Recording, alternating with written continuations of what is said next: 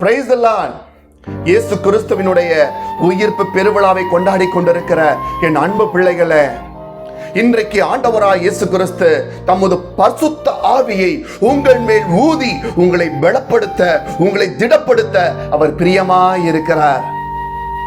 நீங்கள் யோவான் 20ஆம் அதிகாரத்தை வாசிப்பீர்களானால், அப்போஸ்தலர்கள் யூதர்களுக்கு பயந்ததினால் ஒரு அறையிலே முடங்கி கிடக்கிறார்கள். ஆனால் உயிர்த்தெழுந்த இயேசுவோ அவர்கள் முன்பாக தோன்றி இவ்வாறாக சொல்லுகிறார். இயேசு மறுபடியும் அவர்களை நோக்கி, உங்களுக்கு சமாதானம் உண்டாவதாக. பிதா என்னை அனுப்பினது போல நானும் உங்களை அனுப்புகிறேன் என்று சொல்லி அவர்கள் மேல் ஊதி பரிசுத்த ஆவியை பெற்றுக் கொள்ளுங்கள் என்கிறார். பரிசுத்த ஆவியானவரை அவர்கள் மேல் ஊதி அவர்களை பலப்படுத்துகிறார். பரிசுத்த ஆவியானவர் நமக்குள் வருகிற பொழுது என்ன நடக்குது தெரியுங்களா?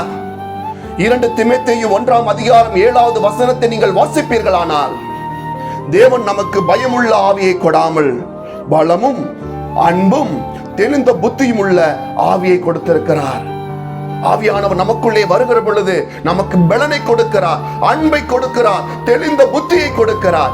இந்த ஆவியானவரைத்தான் இயேசு கிறிஸ்து இன்றைக்கு உங்களுக்கு கொடுக்க விரும்புகிறார்.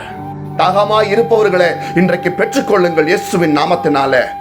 லபபே ஷரதி ஷரத்தி சக்கரத்தி சக்கரா. Thank you Jesus.